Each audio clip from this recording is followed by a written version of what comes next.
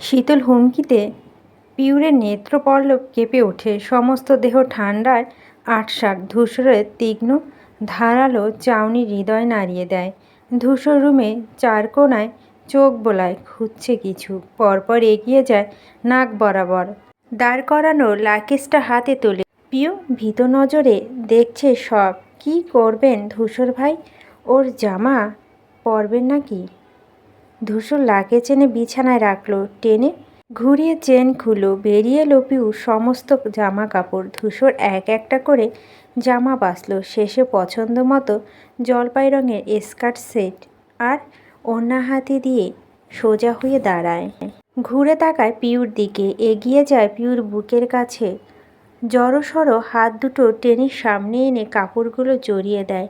শান্ত কণ্ঠে তর্জন দেয়, সময় 5 মিনিট।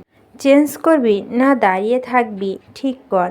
পিউর সাধ্য নেই দাঁড়িয়ে থাকা। ধূসর বিরতি নিতে না নিতেই এস্তপায়ে ছুটল সে।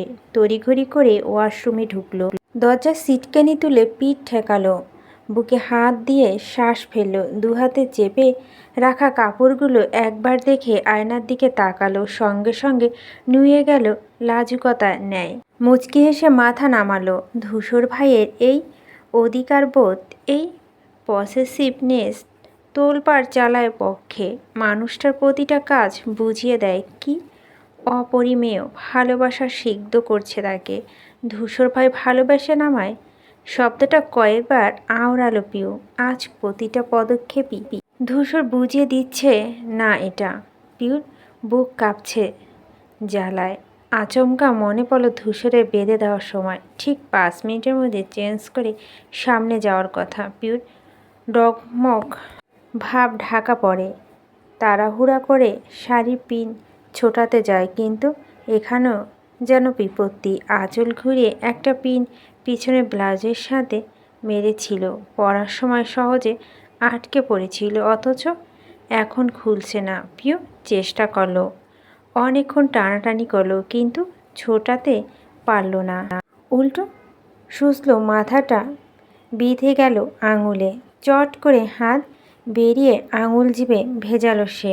শীতে একটু ব্যথা ভয়ানক। পিউ ব্যয় হয়ে বর্গীয় শব্দ করে।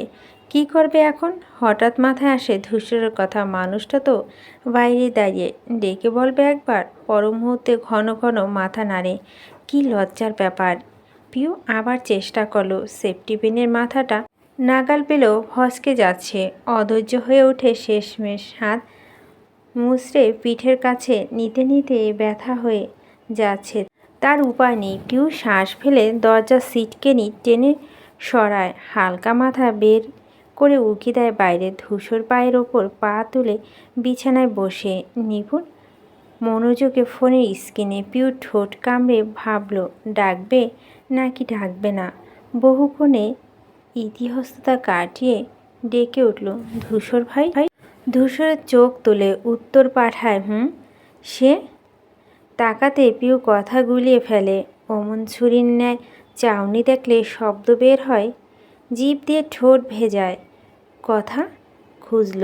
ধূসর যেন বুঝে নিল তার অস্থিরতা, উঠে এগিয়ে গেল সে। পিউ হৃদয়স্পন্দ জোরালো হয় তার প্রতিটা কদমে। মুখোমুখি দাঁড়ায় ধূসর, জিজ্ঞেস করে কি হয়েছে।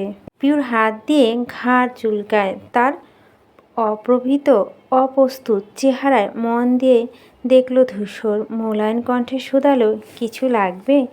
একটু সাহারা পেল পিউ। বিপদে সাহায্য পেতে এত লজ্জা কিসের? তাও যেখানে প্রসঙ্গ তার প্রিয় মানুষটা।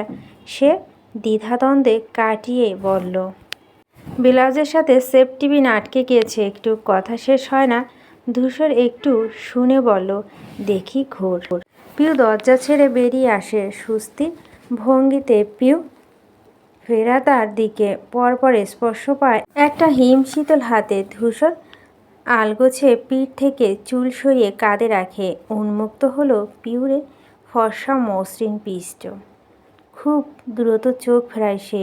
পিনের ভিতর পেঁচিয়ে যাওয়া শাড়ির ভাঁজে নজর দিতে চায়, কিন্তু না। ঘুরে ফিরে দৃষ্টি ফিরে আসে পিউর পিঠের ওপর। খোলা পিঠ। ধূসরের অন্তরস্থল শিহরণ তোলে। গলা শুকিয়ে হয় কাঠ। ঢোক গিলে সে বক্ষ স্পন্দন বাড়তে বাড়তে পাহাড় ছোঁয়। সংযত জগৎ সম্পর্কে সব ভুলিয়ে ভ্রান্তি করে মস্তিষ্ক। অশান্ত অস্থির ঢেউ আসতে পড়ে ভিতরে। স্মৃতি থেকে ইহজগৎ মুছে ধূসর খেয়েই হারালো। টুপ করে ঠোঁট ছোঁয়ালো সেখানে। প্রথমবারের মতো এক গভীর খাতহীন চুমু আঁকল পিউরের শরীরে। অমনি পিউরের শরীর ঝাঁকুনি দিল। থরথরিয়ে কাঁপল হাঁটু দুটো। নিচু চিবুক উঠে এলো। বৃহৎ চোখ ছড়িয়ে গেল বাইরে।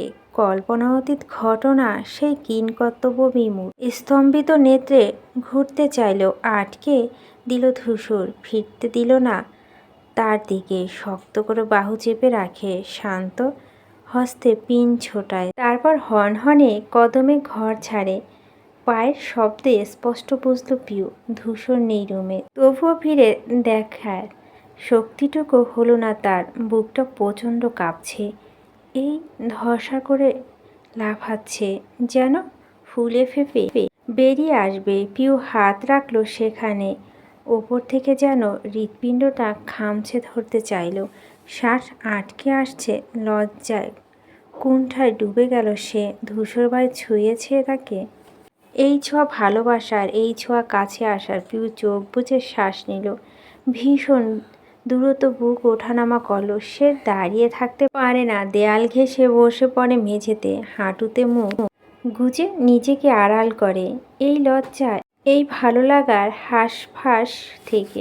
বর্ষাকে একটা নতুন সুতির শাড়ি পরানো হয়েছে। মাথায় আবার ঘোমটা টানা। কাঁচা হলুদের গন্ধ শরীরে মমা করছে এখনো। চেহারাতে ফুটে উঠেছে ঈর্ষা বউ বউ ভাব। মৈত্রিক শাড়ি পাল্টে গোসল সেরে পরিপাটি থ্রি পিস পরে দ্রুত পায়ে এসে বাবু হয়ে বসল পাটিতে। বর্ষার হাত দিয়ে কোমরের ওপর রাখল। বর্ষা গ্যালারি ঘেটে একটা ছবি মেলে ধরল তার সামনে। নর্মকণ্ঠে আদেশ করল, হুবাহুব এরকম ডিজাইন দিয়ে দিবি ওকে। মৈত্রী মাথা ঝাঁকায়, মনোযোগ দিয়ে স্ক্রিনে অবলোকন করে। তারপর হাত লাগায় আঁকতে। মেয়েটার মেহেদি আঁকার হাত দারুণ। যে নকশা দেবে এরকম কপি পেস্ট করে দেবে চোখ বুজে। জ্ঞাতি গোষ্ঠী যারই বিয়ে হোক ডাক ওর পড়বেই। এমনকি প্রতিবেশীরাও বিনে পয়সায় লুপে নেয় তার প্রতিভা। মৈত্রী কিন্তু বেশ ভালো এসবে। একটু অনীহা নেই, বিরক্ত নেই। বর্ষার চারপাশ ঘিরে আন্ডা বাচ্চারা বসেছে। শান্তা, সুপ্তি, পুষ্প সবাই আছে এখানে। দূরত্ব থেকে স্কার্টে দু মাথা উঁচু করে ধরে ছুটে এলো পিউ। হুটোপুটি করে বসে পড়ল পাশে। চঞ্চল কণ্ঠে আবদার করল, মৈত্রী আপু আমাকেও দিয়ে দেবে। এরপর মৈত্রী ঝলমলে হেসে জানাল, নিশ্চয়। কোথায় ক্যামেরা হাতে উড়ে এলো সাদিপ। লেন্সে চোখে ঠেকিয়ে বলল, এভরিওয়ান স্মাইল প্লিজ। সবার দৃষ্টি নিক্ষেপ হয়। মৈত্রী অমনি গুটিয়ে গেল। দুগালে ছোঁয়াল লাল লাল আভা। সাদিপ পরপর কতগুলো ক্লিপ বসালো ক্যামেরায়। পিউরের দিকে চোখ পড়তে ভুরু গুটিয়ে বলে, শাড়ি পরলি যে, ভালোই লাগছিল তো। পিউ কিছু বলতে নিয়েও থমকায়। পিছনে হৃদয়স্পর্শ ঘটনাটুকুনো মনে করে লজ্জায় নেতিয়ে পড়ে মন। আস্তে ধীরে জবাব দেয়, গরম লাগছিল। বর্ষা চোখ কপালে তুলে বলে, হ্যাঁ তোর গরম লাগছিল? কি বলিস পিউ? আমার গায়ে যখন কলসির পানিগুলো ঢালছিল মনে তো হচ্ছিল ফ্রিজে ঢুকে গেছি। মৈত্রিক হাত চলছে না। সাদিপ দাঁড়িয়ে তার পাশে।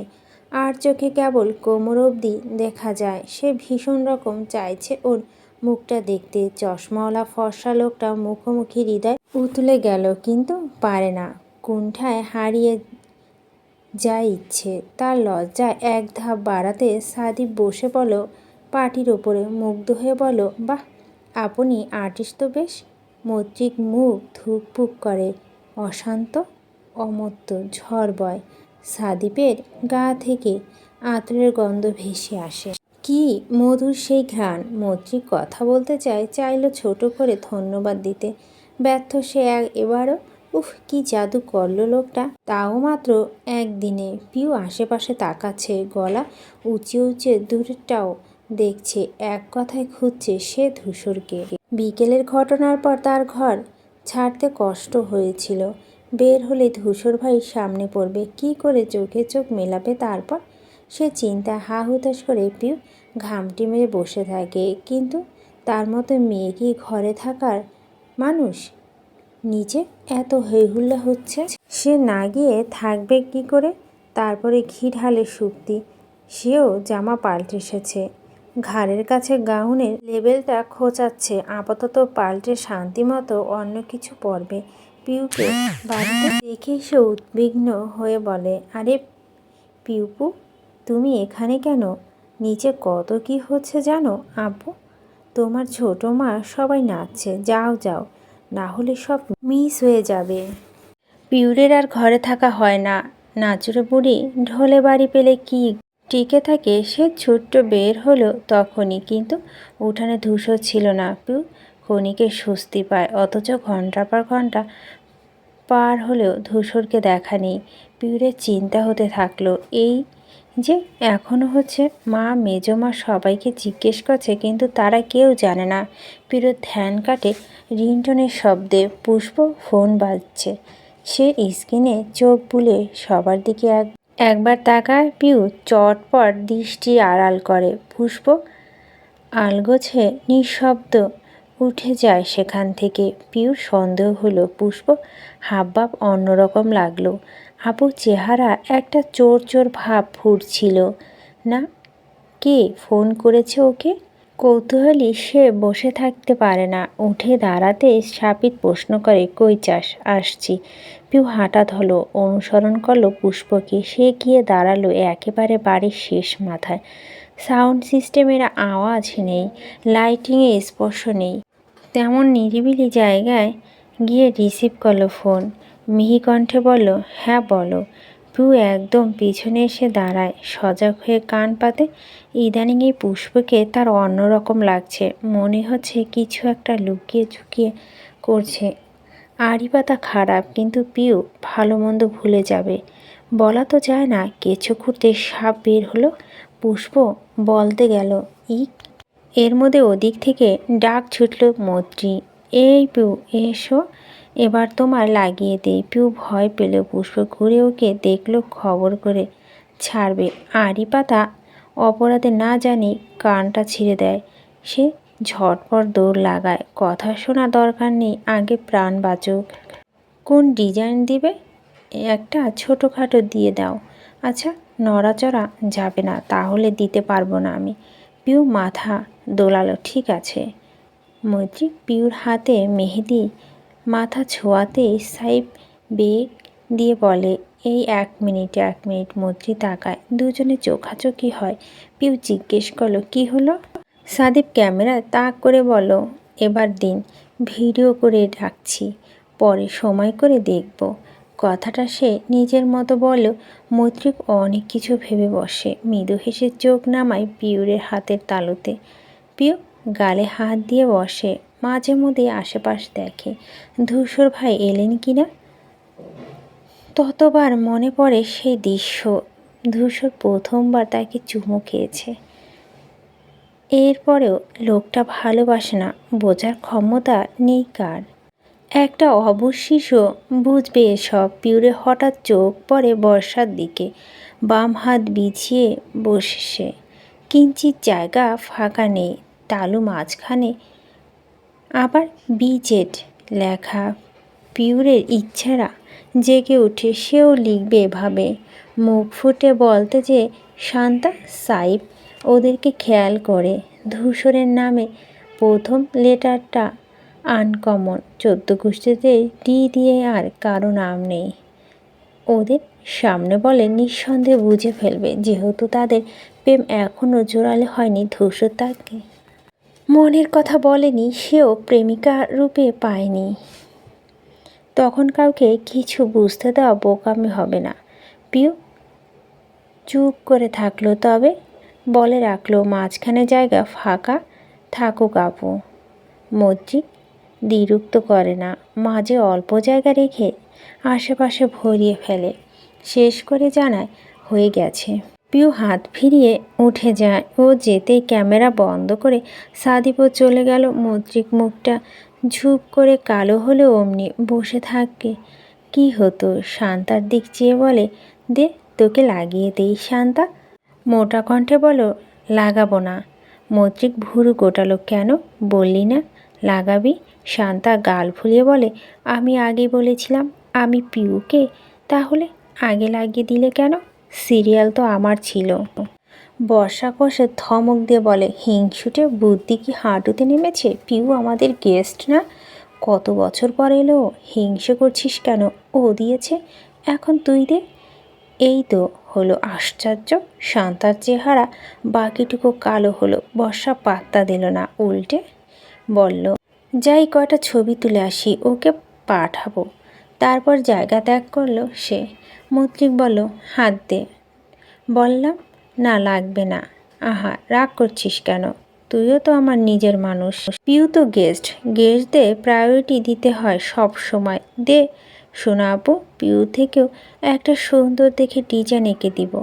শান্তার মন নরম হলো। বাম হাতটা এগিয়ে দিল, সাথে দেখলো এখানে ফাঁকা রাখতে ছোট করে লিখে দিবেন SD। মৈত্রিক কপাল কোচকায়, ডি থেকে? এই তুই কি প্রেম করছিস? শান্তা আর্তনা করে বলল, আস্তে, সবাই শুনে ফেলবে। মৈত্রীর গলা নামিয়ে বলল, ডি থেকে? শান্তা মাথা নুয়ে লাজুক হেসে বলল, ধূসর ভাইয়া। আফতাব শিকদারের মাথায় হাত, মুখটা চুপসে গেছে। মান ইজ্জত সব নেমেছে রাস্তায়। জীবনে অনেক বড় ভুল করেছে এক ছেলের বাপ হয়ে। শান্তিমতো মন ভরে একটু শাসনও করতে পারেনি। আর সেই না পারার কাল হয়েছে আজ। ছেলেটাকে আদৌ মানুষ বানাতে পারলেন না। এত লেখাপড়া করানো পরও গুন্ডা তৈরি হয়েছে একটা। আফতাব শিকদার ভেবে পাচ্ছে না ঠিক কত বড় দুঃসাহস থাকলে একটা মানুষ বেড়াতে এসেও গুন্ডামি করতে পারে। এতে সন্ধে নাগাদ বাড়িতে খবর এসেছে ধূসর মারামারি করেছে। কোনো ছেলেকে গাছে ডাল ভেঙে পিটিয়েছে। আর সেই থেকে ওয়াশরুমের দরজায় খিল দিয়ে বসে আছেন তিনি। ভুলেও বের হবে না, কিছুতেই মুখোমুখি হবে না ভাইদের। হলেই বিপদ। অবশ্য যা নিজের সন্তানই একটা বিপদের গোডাউন, তার কি ঝুট ঝামেলা থেকে বেঁচে থাকা সম্ভব?